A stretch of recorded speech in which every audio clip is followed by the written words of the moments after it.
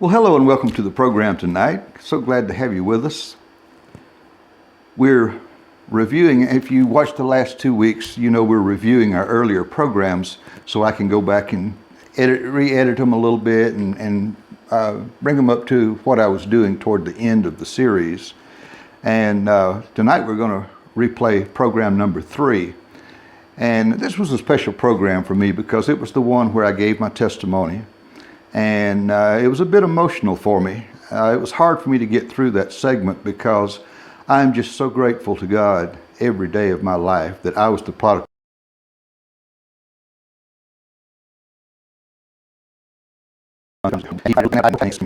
But He provided a pathway for me to come back home. My daddy was a Baptist preacher and I was the prodigal son. But I won't tell too much of it because I get more into detail in the program.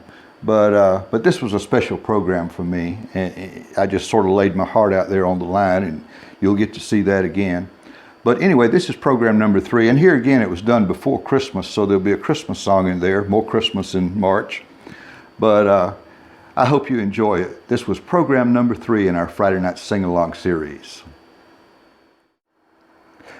Well, hello and welcome to our program tonight. I think this is program number 3 already. This first song that we're going to do tonight is written by a lady named Paula Stefanovic. Paula got her first song published when she was 15 years old. And she went on to become a singer and a speaker and a worship leader and prolific songwriter. And this first song we're going to do, she wrote. And she won the Diamond Award for Song of the Year in 2005 with it in the gospel world. And the year before, it had been a big hit by a group called the Hoppers. And what caused me to come to do this song, I had not heard the song, and this has been years ago now, but a lady came in to record an album, and she was using some tracks that she had. And this one track was of this song. And when I heard it, my jaw just dropped. I mean, the arrangement was incredible. With the horns and the strings, and it was just gorgeous. And my music, you've seen it. It sort of has a bluegrass tinge to it, or a country tinge, a little country rock now and then, but nothing of an orchestrated nature. Not that I can't do that or don't want to do that. I just, for whatever reason, when I arrange a song, I just play what comes to me, you know, and I use whatever combination. I don't use any standard set of instruments, you know. I just, whatever I feel to play, I play. But anyway, I'm always up for a challenge, and I thought, you know, I wonder if I can do this song, because I know I'm not going to have the money to buy an orchestra or a horn section or anything like that. So I thought, I'm just going to give this a shot and see what happens. You know, nobody ever has to hear it if it doesn't work out. So I started working on it, and it took me a couple of months. I tried this and I tried that and found some synthesizer settings that kind of worked. And so it started coming together, and it started sounding better and better. And I thought, well, you know, maybe there's a chance here.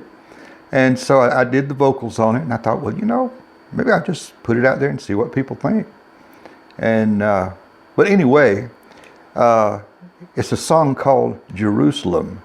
And for those of you that play instruments, it's in the key of B. Now, B is kind of an orphan key. You know, most people either do it in C or they'll do it in B flat.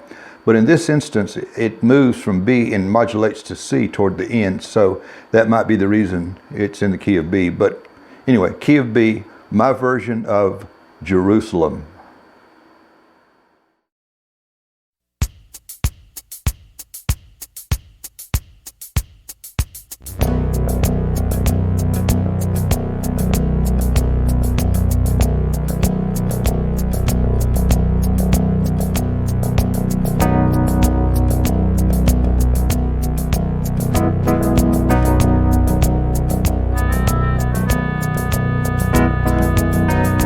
John saw a city that could not be hid. John saw the city, oh yes he did. John caught a glimpse of the golden throne. Tell me all about it. Go right on around the throne. He saw a crystal sea. There's got to be more. What will it be? I want to go to that city he saw, New Jerusalem. Jerusalem,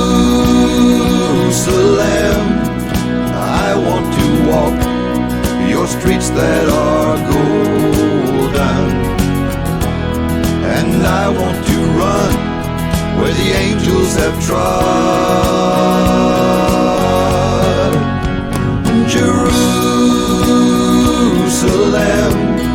I want to rest on the banks of your river, in that city, city of God.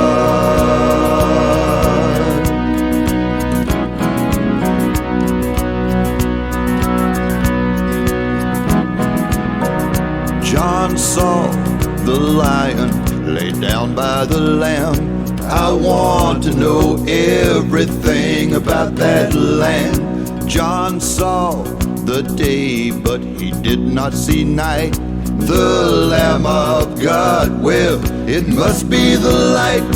He saw the saints worship the great I Am, crying, worthy, worthy is the Lamb. I want to go to that city he saw, New Jerusalem.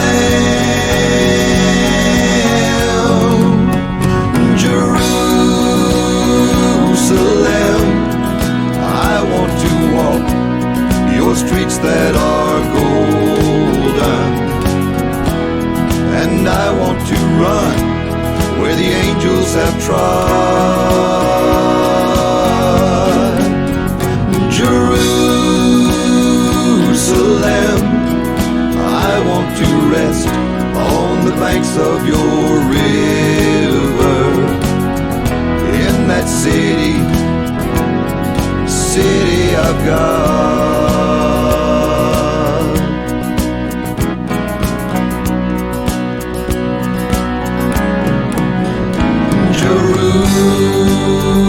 Jerusalem, Jerusalem, sing, for the night is o'er.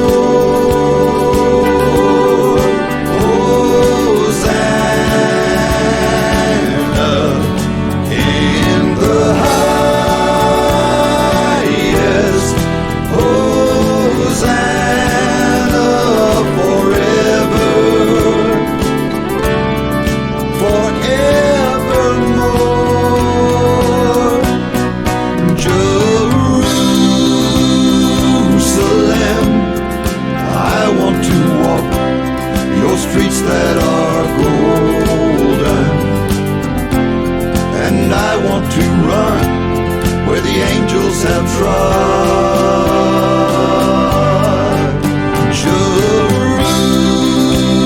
Jerusalem, I want to rest on the banks of your river, in that city, city of God,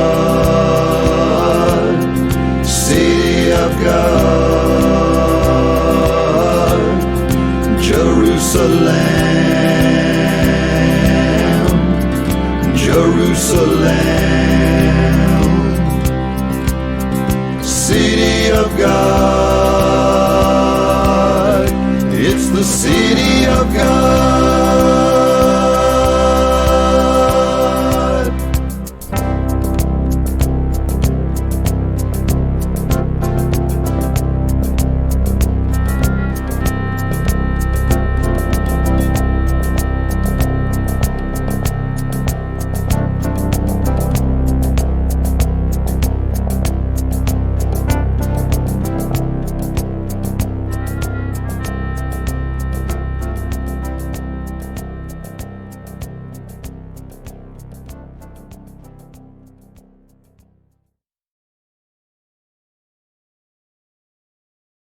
For those of you who enjoy these great old gospel songs, I've put together a complete collection of all 6 of my gospel albums on 3 CDs.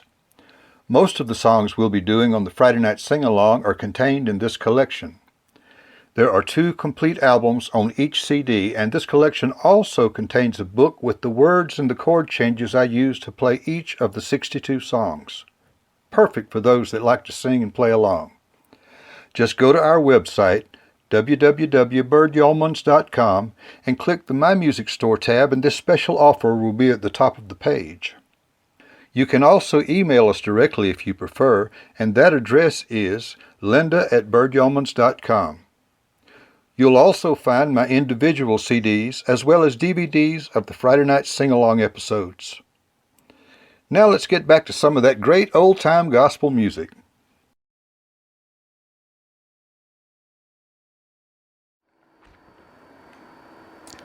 Oh, Jerusalem, what a song. We sort of jumped right into it tonight. I haven't done much talking, but I've got some coming up. I told you in my first episode that I would tell you some things about my life and how I got to this point. But first of all, let's do one more song. Somebody said last week, do another Christmas song. And since this is the last program before Christmas, I thought I would do this song for you. It was a song that was written in 1719, if I remember my date correct, by Isaac Watts. And back then, it was not uncommon for Isaac wrote the words, and he would say, okay, this is in certain meter, and so you could make it fit a number of melodies that fit that meter or that rhythm or that chord progression or whatever. So the melodies were not exactly what we have today, and along about 1848, a guy named Lowell Mason wrote the melody that we have today. And it's said that Lowell was he was the president of the Boston Handel Haydn Society. And so some people see, in fact, he even credited Handel's Antioch as being his inspiration for this. And there are certain segments in it that come from Handel's Messiah as well. And some of today's scholars say that it really wasn't that, but I find it a bit ironic that he knew all of Handel's work so well and even credited it to Handel. So I'm thinking he did have some influence from Handel in the way this song turned out. And this song is probably, into the 20th century, was the most published song in North America. Bing Crosby did a version, Mannheim Steamroller did a version, Johnny Cash did a version, Pat Boone. This is another one of those songs that so many people have done. Pentatonics, a newer group. But anyway, a lot of people have done this song. But this is my version of Joy to the World. For those of you that are playing along, it's in the key of A.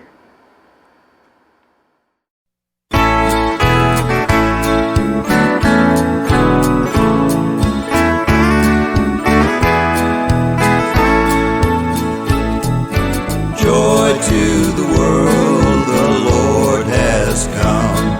Let earth receive her King. Let every heart prepare him room. And heaven and nature sing. And heaven and nature sing.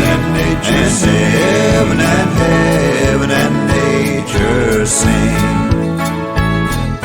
Joy to the world, the Savior reigns. Let men their songs employ, while fields and floods, rocks, hills and plains repeat the sounding joy. Repeat the sounding joy. Repeat the sounding joy.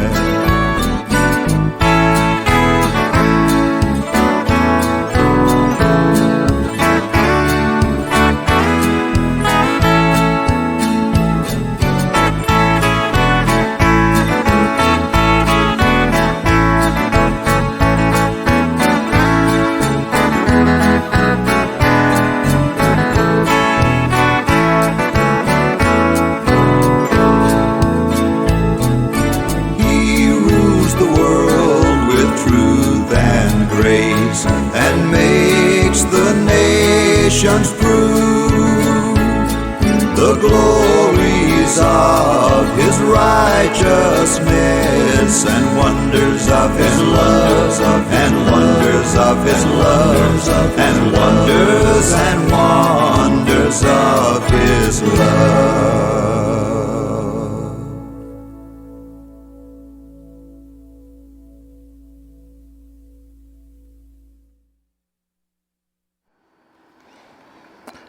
Well, I guess you noticed I jumped right into it tonight. I tried not to do a lot of talking on the first three songs.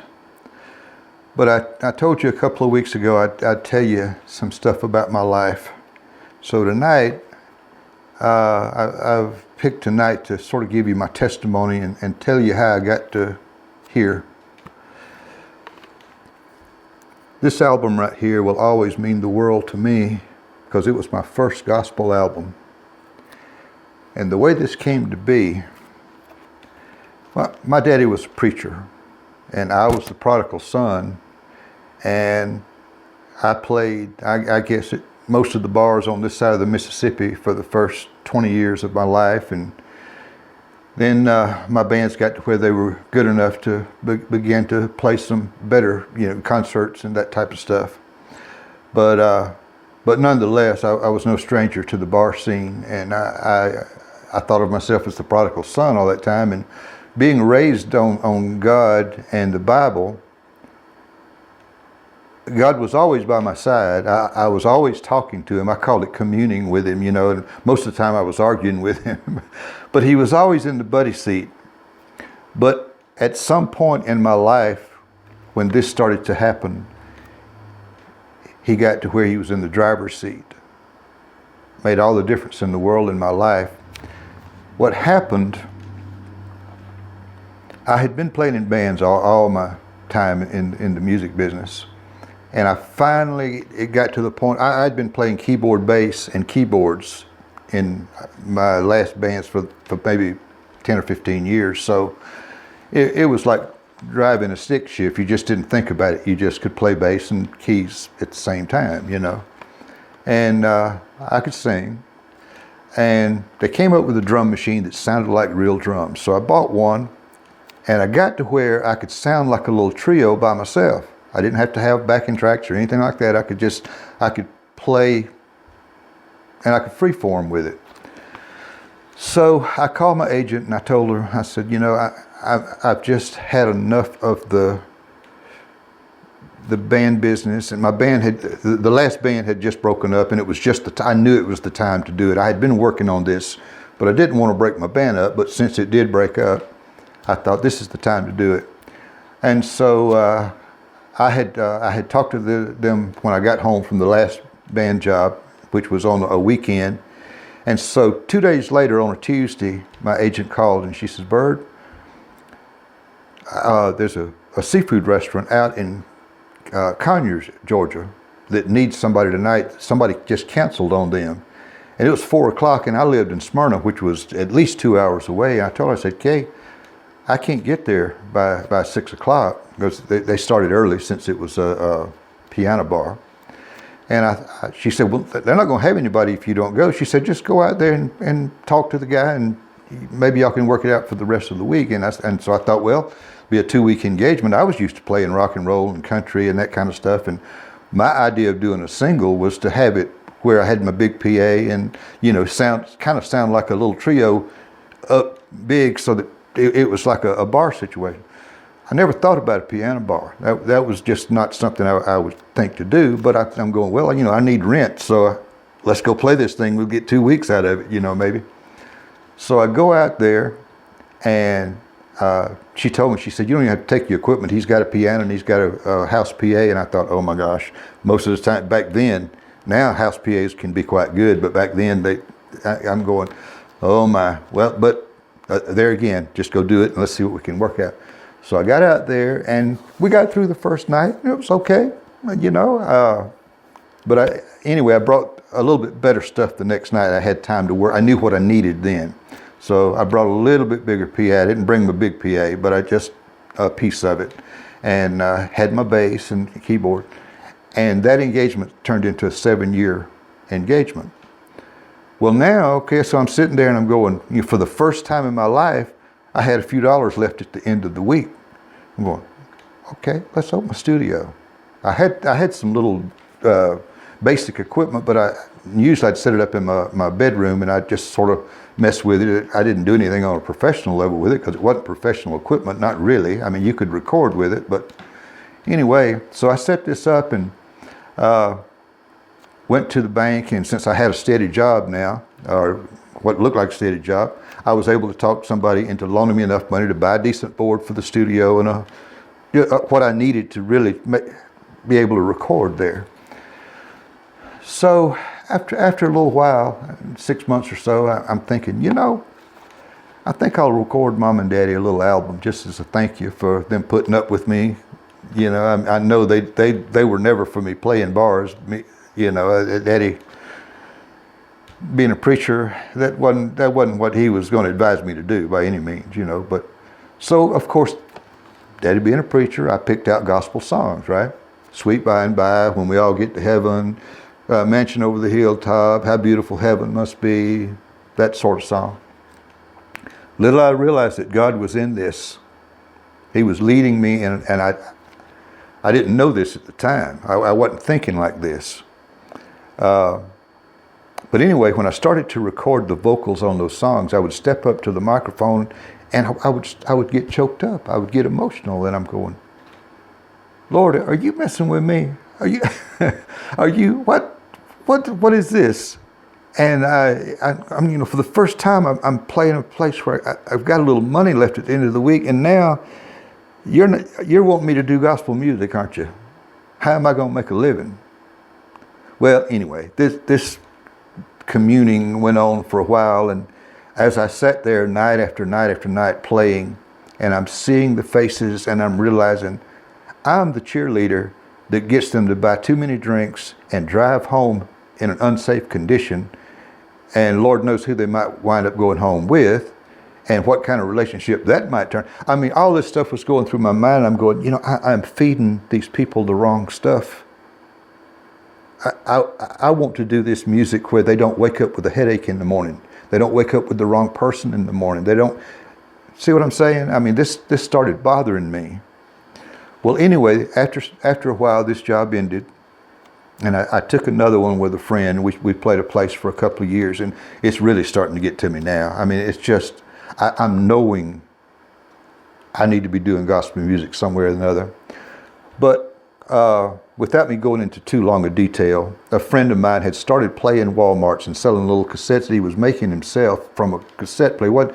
Didn't even have a picture on the front, it was just, they would write the songs on there, and he finally started, the way I found out about it, he started having me do his duplications because he couldn't make them fast enough and write, so I could do duplications at the studio. So next thing I know, he's ordering 100 cassettes every couple of months or so, and I'm thinking, wow, I wonder, and for whatever reason, I had re-recorded those songs I had done for Mom and Daddy.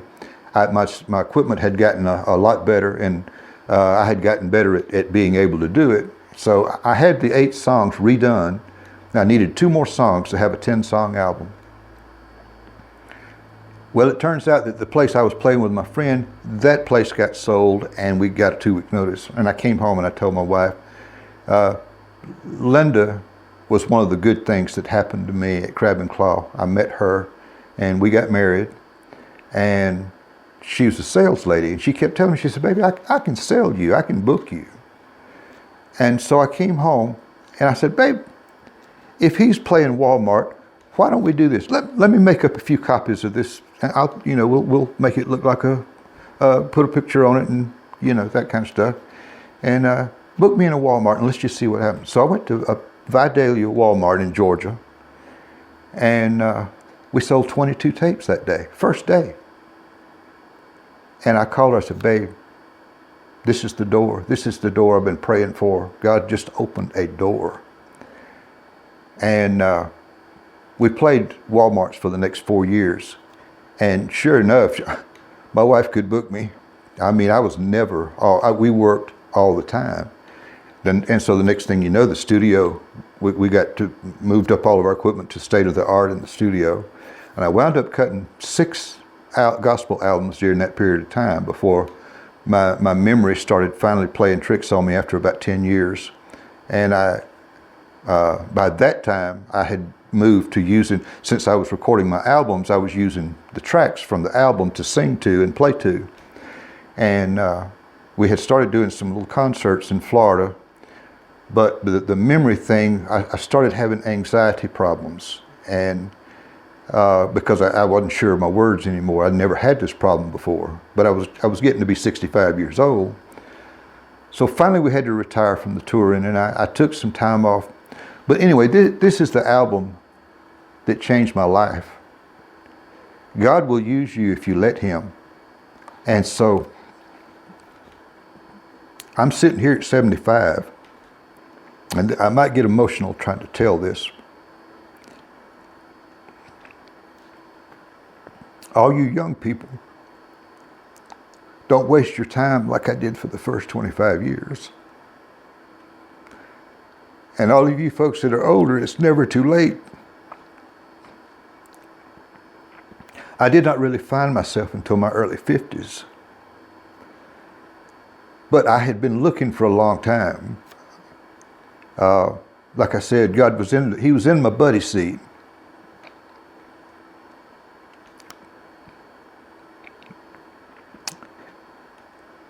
But when I finally put Him in the driver's seat,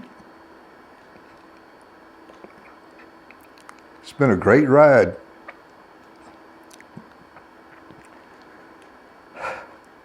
Thank you, God.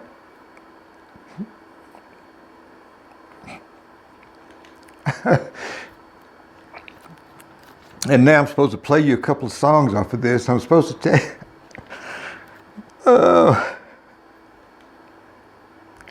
Like I said the other day, my religion's a happy religion.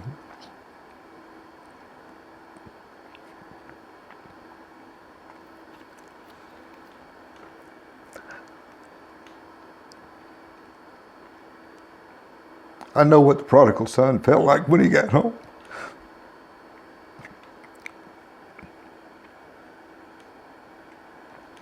Okay, let me see if I can get myself together here. Oh, thank you, Jesus.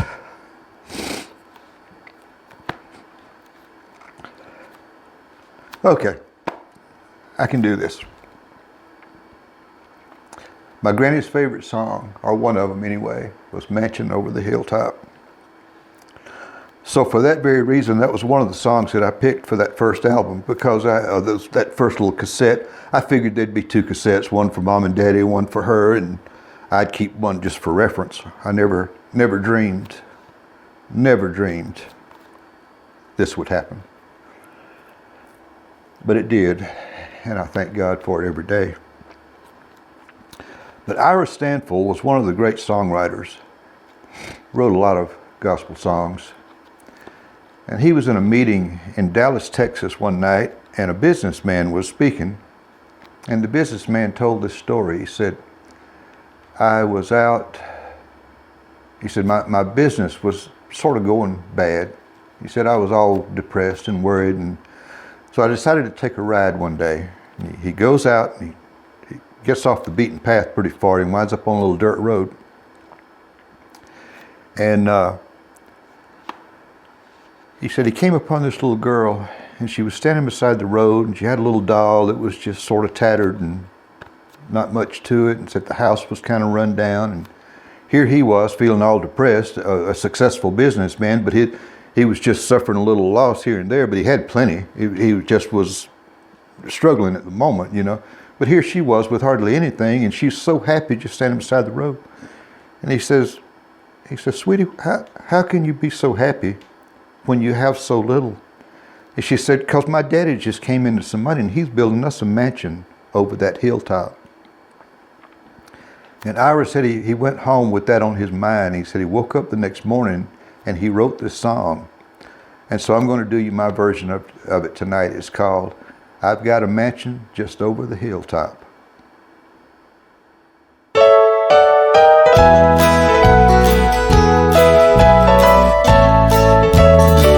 I'm satisfied just a cottage below, a little silver and a little gold. But in that city where the ransomed will shine, I want a gold one, that silver line. I've got a mansion just over the hilltop in that bright land where we'll never grow old. And someday yonder we will never more wander, but walk the streets that are purest gold. Though often tempted, tormented and tested, and like the prophet, my pillow was stone. And though I find here no permanent dwelling, I know He'll give me a mansion my own. I've got a mansion just over the hilltop in that bright land where we'll never grow old. And someday yonder we will never more wander, but walk the streets that are purest gold.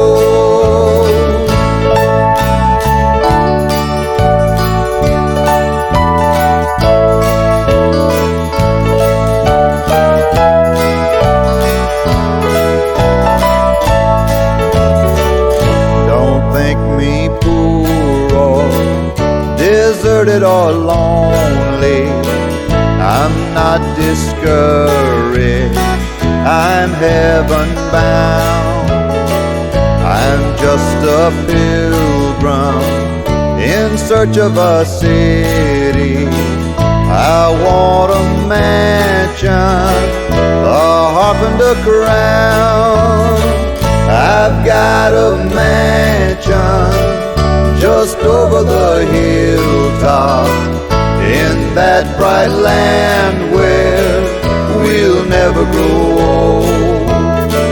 And someday yonder we will never more wander, but walk the streets that are purest gold. I've got a mansion just over the hilltop in that bright land where we'll never grow old. And someday yonder we will never more wander, but walk the streets that are purest gold.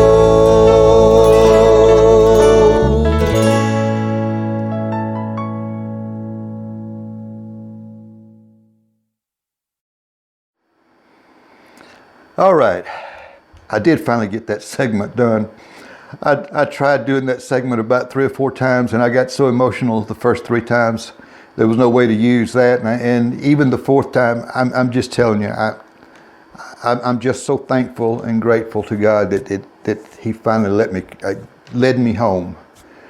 Gospel music has been the joy of my life. Those 10 or 15 years that I was traveling singing gospel music, that was the best time of my performing life. Now is the best time of my life because I get to do this again. I mean, again, I'm 75 years old and I'm getting to do this for y'all every week. And I have a great little studio that I'm able to record music and make my videos to put on YouTube. I never saw YouTube coming. I never saw gospel music coming. But God knew it. He was preparing me for that.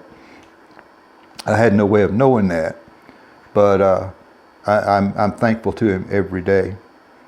And anyway, for our last song tonight, I had hesitated to try to tell my testimony because I knew it was going to be an emotional thing. But we did get it done.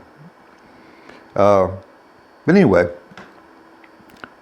Fillmore Bennett and Joseph Webster in the 1860s wrote one of the most popular gospel songs of all time. It's somewhere up there with Amazing Grace. But anyway, Fillmore Bennett owned a store of some sort, and Joseph Webster was kind of a friend of his, and they would write some music together from time to time. But Webster he was subject to some moodiness and bouts of melancholy and what have you. So Bennett said he walked in one day and he said he'd gotten to know him well enough. He knew he was in a bad mood or a funky mood or whatever you want to call it. And he says, Webster, what's the matter now? He says, never mind, it'll all be better by and by. And Bennett said he looked over and he said, Sweet By and By. That would be a good song, wouldn't it? And Webster told him, yeah, I suppose so. And he said he turned around and he said as fast as he could write it, he wrote the words out. And he said he handed it over to Webster, and Webster looked at it and said all of a sudden he started smiling and he started writing down the notes and everything. And he picked up his fiddle and they said within 30 minutes they were singing In the Sweet By and By. So we're going to do In the Sweet By and By for you tonight. For those of you who want to play along, it's in the key of E.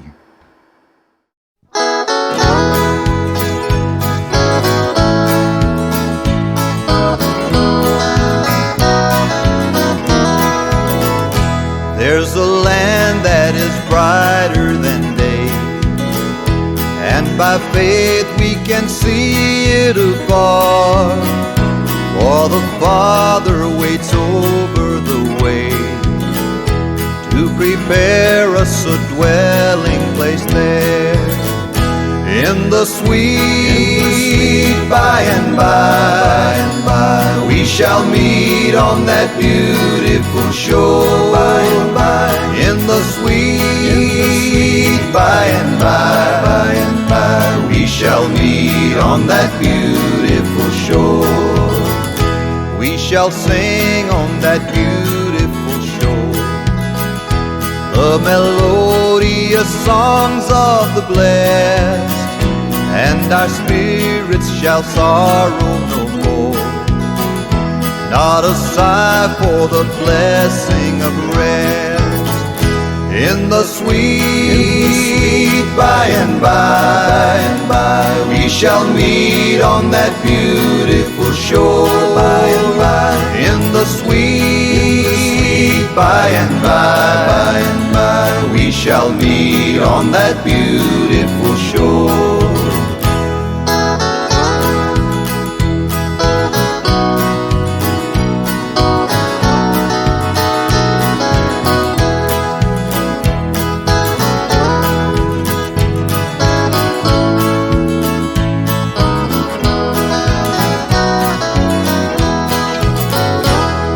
Our bountiful Father above, we will offer our tribute of praise for the glorious gift of His love and the blessings that hallow our days. In the sweet by and by, we shall meet on that beautiful shore. In the sweet by and by, we shall meet on that beautiful shore. In the sweet by and by, we shall meet on that beautiful shore. In the sweet by and by, we shall meet on that beautiful shore. We shall meet on that beautiful shore.